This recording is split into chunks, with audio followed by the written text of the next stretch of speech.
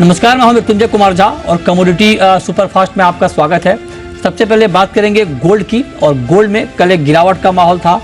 आज तेजी है, हालांकि तेजी बहुत मामूली है, 100 रुपए के आसपास की। 72,450 के लेवल पर है एमसीएक्स पर गोल्ड। हमारे साथ वंदना भारती हैं एसएमसी ग्लोबल की। वंदना जी, बहुत स्वागत है आपका। आप जरा बताइए कि गोल्ड का मार्केट बड़ा फ्लक्चुएट कर रहा है और ट्रेडिंग के लिए ये फ्लक्चुएशन थोड़ा कई बार रिस्की हो जाता है। कल देखिए जैसे 600-700 रुपए दाम गिर गए, आज फिर बढ़ गए, तो ट्रेडर को इस भाव पर क्या करना चाहिए? मृत्युंजय जी, मुझे लग रहा है कि पॉवेल के यहाँ टेस्टिमोनी है, काफी इंपॉर्टेंट इवेंट है, आज से लेके कल तक है, तो एक दबाव तो है गोल्ड पे भी, बार बार फ्लक्चुएशन देखने को मिल रहा है। लेकिन मुझे लग रहा है कि छोटी सी एक बाय कॉल यहाँ पे हो सकती है कि 72,450 के करीब बाइंग करे, 72,650-700 के करीब निकले, और यहाँ पे जो स्टॉप लॉस लगाना होगा वो 72,350 का होगा। और मुझे लग रहा है कि आज के दिन में हो सकता है कि गोल्ड 72,700 से 73,000 के रेंज में एक रेजिस्टेंस को फेस करे, और अगर टेस्टिमोनी में उन्होंने कुछ भी फेवर में बोला तो डॉलर इंडेक्स में अगर पुल बैक आता है तो एक प्रेशर जो है वो गोल्ड पे देखने को मिलेगा। तो मेरे ख्याल से बाइंग है, लेकिन लिमिटेड टारगेट के लिए यहाँ पे बाइंग करके चलना चाहिए।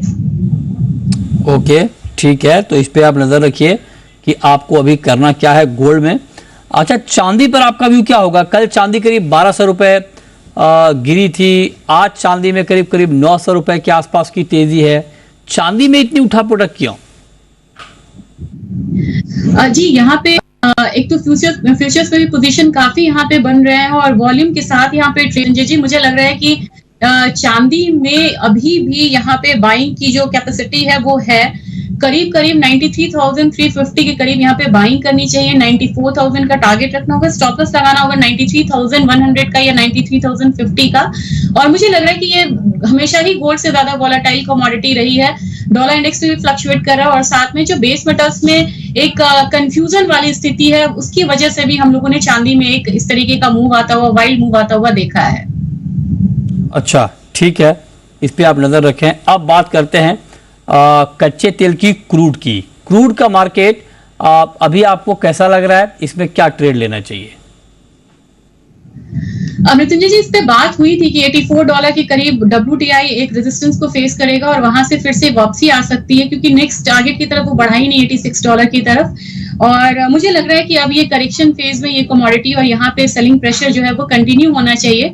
तो 68.45 के करीब मुझे लग रहा है कि सेल करना चाहिए। 67.75 का टारगेट होगा, स्टॉप लॉस लगाना होगा करीब करीब 68.75 का।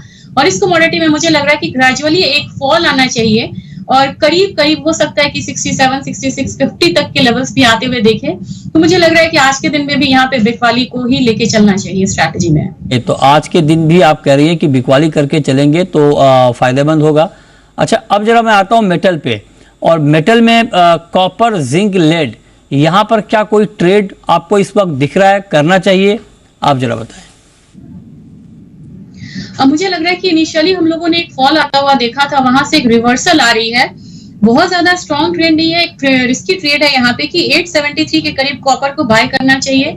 877 का टारगेट होगा, स्टॉप लॉस लगाना होगा यहाँ पे 871 के करीब का। और मुझे लग रहा है कि अब इन कमोडिटीज में मृत्युंजय जी, चाहे वो जिंक हो या कॉपर हो, एक लिमिटेड अपसाइड है, और नेक्स्ट आने वाले आज से कल में एक क्लैरिटी मिलेगी मार्केट को, क्योंकि जब तक डॉलर इंडेक्स मुझे लग रहा है कि एक और फॉल है वो देख सकता है, 104 की तरफ जा सकता है यहाँ पे। तो डॉलर इंडेक्स में अगर गिरावट है तो एक अपसाइड बनेगा, लेकिन बाकी डेटा बहुत ज्यादा फिलहाल सपोर्टिव नहीं है बेस मेटल के लिए। तो एक बाय रहेगी कॉपर में, लेकिन लिमिटेड के लिए बाय रहेगी, लिमिटेड टारगेट के लिए, और वो है करीब करीब यहाँ पे 876, 877 का। ओके, तो ये राय आपकी हो गई कि आपको अभी मेटल में कहां पर ट्रेड करना है, इस पर भी आप नजर रखें। अच्छा, नेचुरल गैस में कोई व्यू आपका? नेचुरल गैस बेयरिश जोन में ही है मृत्युंजय जी, मुझे लग रहा है कि एक अपसाइड लेने की ये कोशिश कर रहा है। तो 205 से 210 तक मुझे लग रहा है कि एक पुल बैक देखने को मिल सकता है इस कमोडिटी में। शॉर्ट टर्म के लिए यहाँ पे मेरी राय रहेगी कि 198 से ऊपर बाय करें। 205 का पहला टारगेट, दूसरा टारगेट यहाँ पे 210 का होगा, स्टॉप लॉस यहाँ पे लगाना होगा करीब करीब 195 का। साथ में ये ध्यान में रखना होगा कि टेक्निकली काफी ये लेवल्स को फॉलो कर रहा है। 195 से नीचे की अगर क्लोजिंग होती है तो नेक्स्ट हम डाउन साइड लेवल 185 तक का भी आता हुआ देख सकते हैं। तो शॉर्ट टर्म में बाइंग है, लेकिन ओवरऑल ट्रेंड जो है वो यहाँ पे वीक है। अच्छा, ओवरऑल ट्रेंड आपको यहाँ पर वीक दिख रहा है, तो ये भी आप नेचुरल गैस पर नज़र रख सकते हैं। अब आते हैं एग्री मार्केट पर। एग्री मार्केट पर सबसे पहले बात करते हैं मसालों की। मसालों में आप देखिए क्या चल रहा है, मतलब जीरा, टर्मरिक, ये जो दो बड़े काउंटर हैं मसालों के, यहाँ पर एक दबाव का माहौल बना है। कोरिएंडर भी नीचे है और आप देखिए कि जीरा आज करीब 300 रुपये नीचे है, 27,600 के आसपास ट्रेड कर रहा है। और टर्मरिक में भी काफ़ी गिरावट आ चुकी है और उस गिरावट के बाद अगर आप देखें टर्मरिक के मार्केट को तो आज थोड़ी सी मजबूती है, करीब 1.5% ऊपर टर्मरिक में ट्रेड हो रहा है।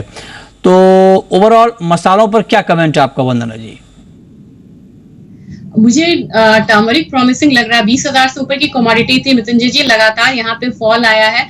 मैंने एक लेवल बोला था यहाँ पे कि 15,173 को नहीं तोड़ता है तो यहाँ से एक बाउंस देखने को मिल सकता है टर्मरिक में, और वहीं से वो लेवल जो है वो वापस आया है।